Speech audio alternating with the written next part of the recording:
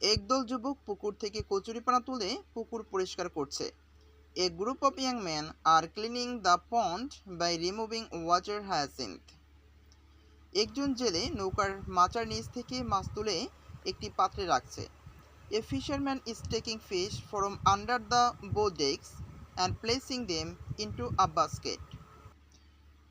পুকুর পাড়ে একটি ডিজেল মেশিন সেট আপ করা হয়েছে। A diesel machine has been set up beside the pond. এটা ধারাবাহিকভাবে পানি টেনে পুকুর শুকিয়ে দিচ্ছে।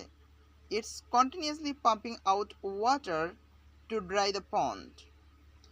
পানি শুকাতে না শুকাতেই একদল যুবক হাঁটু সমান পানিতে দাঁড়িয়ে হাত দিয়ে মাছ ধরতেছে। As soon as the water starts to dry, a group of young men are standing in knee-deep water and catching fish with their hands. চারদিকে উৎসুক জনতা ভিড় করে দাঁড়িয়ে আছে। Curious crowd have gathered all around.